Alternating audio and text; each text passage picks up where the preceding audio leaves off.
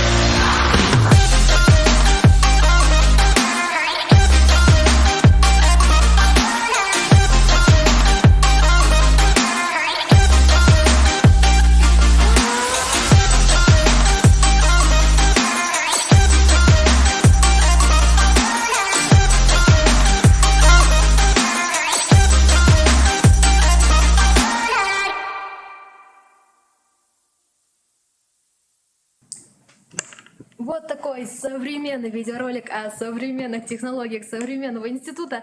Сегодня со мной в студии представители Института физики, математики, цифровых и нанотехнологий Илья Викторович Кудинов, директор института. Илья Викторович, представьте, пожалуйста, коллег.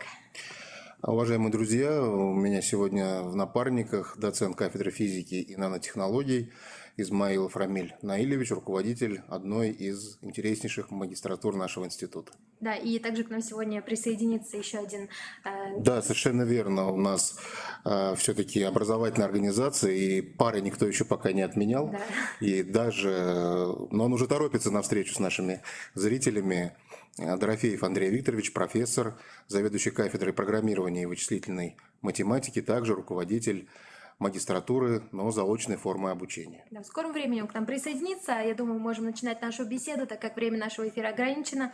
В этом году вы предлагаете совершенно новые программы магистратуры. Расскажите, пожалуйста, подробнее. Вы знаете, наше сообщество математическое, естественно-научное отличается тем, что мы очень любим спорить. Драться нам запрещают, но спорить мы любим очень сильно. Вот. И прорабатывая вообще саму идеологию магистратуры, мы пришли к очевидному выводу, что это не должен быть повтор бакалавриата, естественно. И второе, структура самой магистратуры должна быть интегрированной и дать возможность выбора нашему потенциальному абитуриенту и впоследствии студенту, каким он хочет быть на выходе и какой образовательный результат он с собой унесет. И в этом плане особенно интересна наша дневная магистратура, руководитель которой является Рамиль Наилевич, уважаемый. Вот я хотел бы попросить его прокомментировать, потому что мы пришли к системе модульной магистратуры, но не буду воровать его хлеб, поэтому только крошки оставлю. Рамиль Наилевич, вам слово. Вы поясните, да, к чему мы все-таки пришли, фингалов вроде бы нет. Добрый день, уважаемые потенциальные абитуриенты и просто слушатели. Значит, действительно, опыт у нас большой в плане действия магистратур. И в итоге, через многолетний опыт, мы пришли к такой модели магистратуры, когда студент, поступая в магистратуру, выбирает свою индивидуальную образовательную траекторию. Мы впервые ввели систему модулей.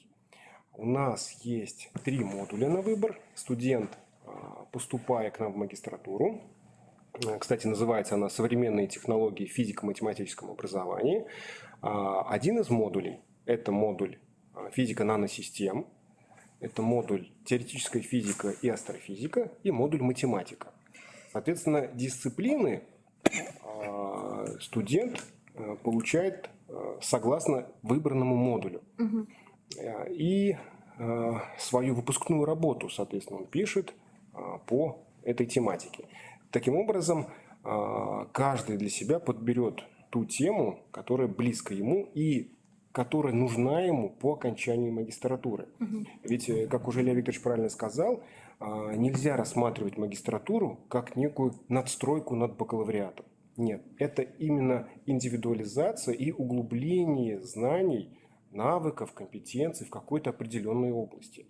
И в нашей магистратуре как раз реализована возможность очень аккуратно выбрать себе траекторию, которая нужна будущему абитуриенту. А вот в названии программ присутствует несколько предметов. Это и физика, и математика, и информатика. То есть студенты, они могут сами выбрать профиль для изучения, или же это обязательные предметы? Есть обязательные предметы, они общего характера, это общепедагогический модуль, потому что у нас педагогическое образование, и мы выпускаем будущих педагогов. А сама магистратура строится по принципу исследовательской магистратуры. То есть помимо навыков педагогических, они получают исследовательские навыки. И вот тут они выбирают уже, в какой области эти исследовательские навыки они будут получать. Это либо математика, либо физика, либо астрономия. Соответственно, отсюда и эти названия. Физика, астрономия. Вот, собственно говоря, о чем мы и говорим, магистратура – это не широкий бакалавриат. Магистратура – это способ дальнейшего развития карьерного роста, по большому счету. Здесь открывается дорога для человека в глубокую науку. Как минимум, это движение по линии аспирантура-докторантура в дальнейшем, или движение в расширение собственных компетенций как старшего учителя, ведущего учителя, да, по специфике национальной системы оценки учительского роста. Тот, кто, даже метафорично скажу, кто засиделся на месте и считает, что немножко зарос мхом, для того человека магистратура – это тот драйв, который он может, во-первых, получить, и, во-вторых, применить непосредственно в своей профессиональной работе. Вот и основания для руководителей его повышения карьерного роста и так далее. Вот. А вы как раз очень удачно упомянули информатика, физика, математика. Ну, поскольку это три наших ведущих дисциплины, да, и в названии института это отражено, безусловно, как раз-таки по этим областям у нас сконцентрированы именно в магистратуре наилучшие кадры и наилучшая инфраструктура. А вот также бытует такое мнение, что у вас на факультете очень сложно учиться, и поэтому многие даже боятся к вам поступать. Правда это или нет? Такая страшилка. Вот он самый умный, я самый красивый, я не умный. Вот. Поэтому, наши дорогие зрители, сложно учиться тому, кто не хочет учиться. Вся сложность, она вот здесь находится. И неважно, чему ты учишься, землепашеству или физике. Безусловно, в этой метафоре есть доля юмора.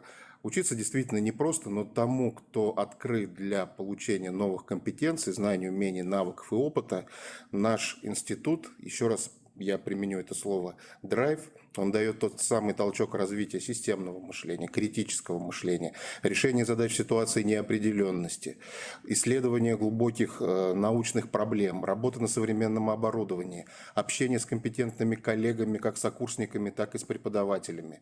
Этот набор, на наш взгляд, дает возможность именно переломить собственную как профессиональную деятельность, так и, собственно говоря, научно-исследовательскую. Рамиль, сложно учиться у нас? Ну, вы правильно сказали. Что вы самый умный, я знаю. Тем, кто учится и готов принимать все знания и работать над собой, конечно, будет комфортно и все получится. Да, конечно. А вот можно ли совмещать учебу и работу у вас? Безусловно. У нас масса примеров совмещения учебы и работы. Чтобы быть кратким, скажу, заочная форма обучения сам Бог велел работающим людям, да, осваивать образовательную программу по этой форме. На дневной форме обучения предусматривается гибкий учебный график. Занятия у нас примерно 2-3 дня у магистрантов, и после 16:00 мы ставим их в расписание. Поэтому даже на дневной форме, получая стипендию, магистрант может продолжать работу и учиться. А может ли выпускник инженерной специальности поступить в магистратуру института? Вот давайте условно разделим всех абитуриентов на такие 3 группы. Значит, мы рассматриваем это в таком ключе. Ну, во-первых, как вы правильно сказали, студенты инженерных специальностей. У них хорошая фундаментальная подготовка. У них есть знания по физике, математике, астрономии, но им не хватает педагогических компетенций. Они именно поступают с той целью, чтобы как раз получить вот эти навыки. Чтобы потом преподавать. Да, потому что многие из них хотят идти в школу, им нужен диплом педагогического образования. А вторая группа условная – это выпускники, имеющие педобразование. Здесь они как раз получают, во-первых, исследовательские навыки, углубляют их. Во-вторых, именно фундаментальную основу еще больше расширяют. И третья условная группа – это действующие учителя. Им тоже хочется научиться чему-то новому. Им хочется немножко глубже в науку войти, потому что наука не стоит на месте. Да? То, что было у учителей 10 лет назад, 20 лет назад, знания устаревают, их нужно обновлять, и они с удовольствием приходят. Более того, часть из них идет в магистратуру с конкретной целью дальнейшего поступления в аспирантуру.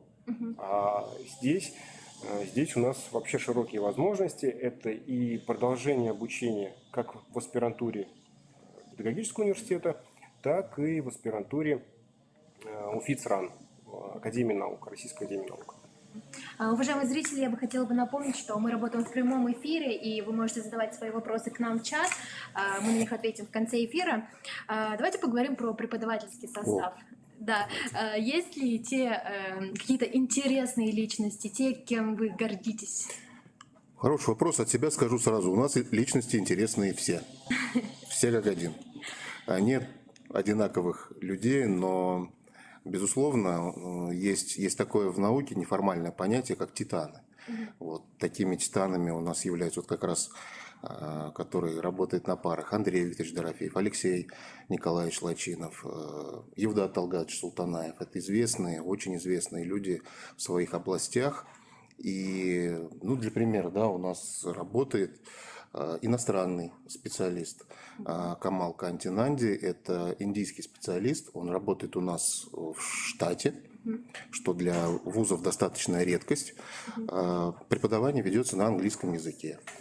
И мы планируем, что наша магистратура в перспективе, может быть, в следующем году будет преподаваться на английском языке в какой-то ее части, может быть, даже половина магистратуры, чтобы наши коллеги и студенты, в том числе уровень английской коммуникации, тоже поднимали.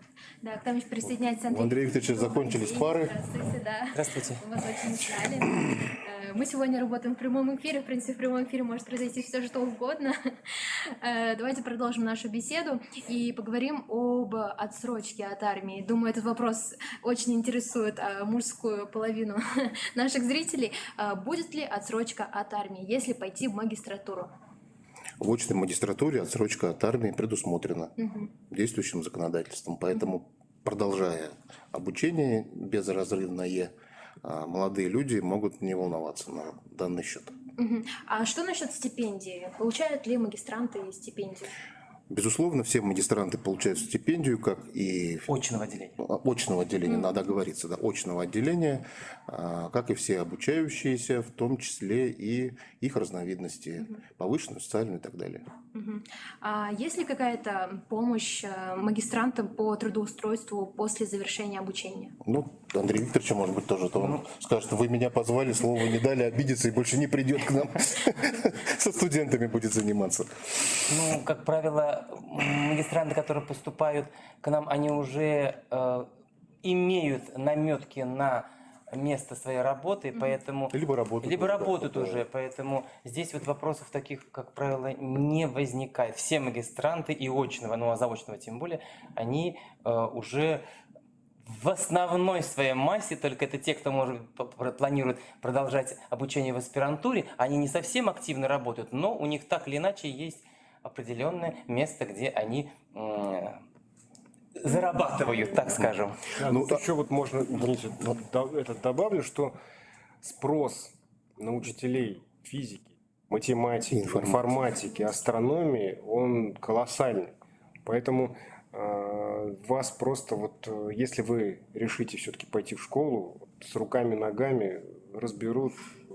Поэтому в этом смысле проблем с трудоустройством точно не возникнет. Да, и это вот очень здорово. добавить Да, можно? Андрей. Вот Рамиль Ильич сказал, а у нас, мы как-то не оговорились, что студенты 4-5 курса уже работают в большинстве своем. Почему? Потому что Илья Ильич не даст соврать, постоянно звонят руководители отделов образования, звонят директора знакомые. Пожалуйста, нам нужны учителя физики, математики, информатики. Действительно. Более того, раз уж тему еще продолжаем, есть спрос на магистров в аспирантуру.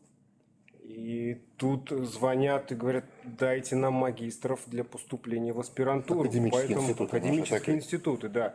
Поэтому у них есть выбор либо пойти в аспирантуру далее, либо, если достаточно получил компетенции, то, пожалуйста, иди работать в образовании. Очень здорово, здорово, что студенты так востребованы. Давайте сейчас взглянем на слайд. Сейчас наши специалисты его вывесят и дадим мне некий комментарий. Также хотела бы сказать, что, уважаемые абитуриенты, обратите внимание, что 27 мая состоится очная презентация программы «Современные технологии физико-математического образования» во втором корпусе в 206 аудитории в 2 часа дня. И давайте немного прокомментируем направление. Я, наверное, начну. Просто по списку наша магистратура идет первой. Значит, еще раз повторюсь, что наша магистратура называется «Современные технологии физико-математического образования». Входит в направление педагогическое образование. На 2021 год у нас 16 бюджетных мест. Что касается сроков обучения, то по очной форме у нас 2 года обучения идет. Вступительные экзамены – это комплексный экзамен в виде теста по физике и математике. Андрей. Да, я расскажу про такую интегрированную магистерскую программу. Она будет запускаться первый раз в этом учебном году, 2021-2022. Это исследовательские и проектные методы обучения физики, математики, информатики. В чем ее особенность? Во-первых, в школах, как правило, нужны сейчас специалисты, которые активно внедряют проектные методики, поскольку обучающиеся на выходе по новому в ГОС должны пройти проект, и тематика этого проекта будет прописана у них в аттестате об образовании. Это во-первых. Во-вторых, в чем особенность магистратуры? Поступающие, так скажем, абитуриенты могут выбирать сами свой профиль. То есть, либо они будут специализироваться Как мы уже проговорили ранее. в математике, физике, либо информатике. А помимо того, что есть универсальные компетенции, которые для всех будут абитуриентов, вернее, магистрантов читаться одновременно. И по экзамену. Экзамен... на слайде видно, что 24 бюджетных места, и экзамен будет комплексный по математике и основам педагогики. Как правило, к нам поступают в основном либо учителя в большей своей массе, либо выпускники бакалавриата. Поэтому для них это не составит особых сложностей. Вот такой небольшой комментарий. В принципе, всю эту информацию можно найти на официальном сайте нашего университета в разделе для магистров. Также хотела бы перейти к нашим вопросам, которые поступили во время прямого эфира. Сейчас наши специалисты вывесят их к нам на экран. Вот спрашивают, а можно ли поступить в магистратуру, если есть образование экономическое, бакалавриат? Конечно. Все определяется вступительными экзаменами. Да? Экзамены для всех ограничений нет. Да, ограничений по образованию. Естественно, нужно степень бакалавра иметь как минимум, да, или специалитета для поступления. Все остальное, пожалуйста, никаких больше ограничений. Отлично. Причем даже на педагогическое направление они тоже могут поступить. Конечно. Мы ранее об этом говорили, что у нас много именно людей, которые без педагогического образования приходят, которые в дальнейшем хотят как раз посвятить себя образованию, преподаванию. Тем более экономисты нам не повредят, есть что посчитать. Очень ждем Эльвиру к нам в магистратуру. Отлично. Что ж, время нашего эфира подходит к концу, и давайте ваши пожелания будущим магистрантам. Давайте, Андрей Ильич, вы минуточку, я буквально 30 секунд. Дорогие магистранты, я так скажу. Потому что, ну, раз вы смотрите этот эфир, то так или иначе вы целенаправленно собираетесь поступать в магистратуру. Институт физики, математики, цифровых и нанотехнологий ждет вас. Пожалуйста, всегда будем рады ответить на ваши вопросы и поддерживать. До встречи! Да, присоединяюсь к словам Андрея Викторовича. Не нужно бояться. Нужно понимать, что в сегодняшних условиях не всегда уровня бакалавриата хватает. Нужно идти дальше, нужно идти в магистратуру, углублять знания. Дальше, возможно, в аспирантуру, докторантуру. Мы вас ждем, всегда поддержим. Пожалуйста, добро пожаловать.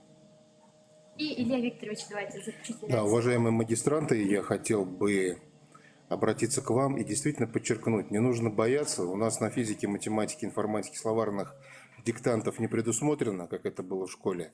А если вы хотите действительно, вернусь к тому, о чем уже говорил, повысить компетенции в области системного мышления, критического мышления, в решении задач ситуации неопределенности, в исследовательских компетенциях, то вы, собственно говоря, просто обязаны подать к нам документы. Спасибо большое за пожелание. Да, нам вот пришел еще один вопрос. А на направлении нанотехнологий есть ли бюджетные места?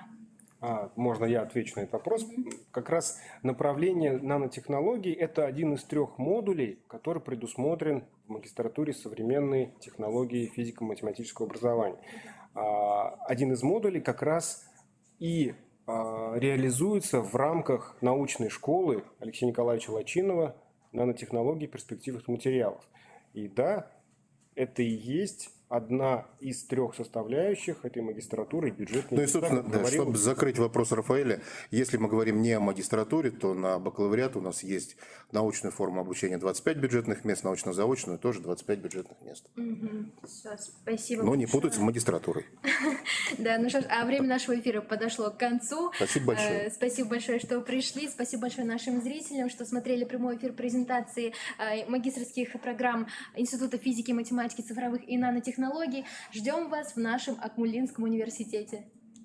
До свидания. Всего доброго.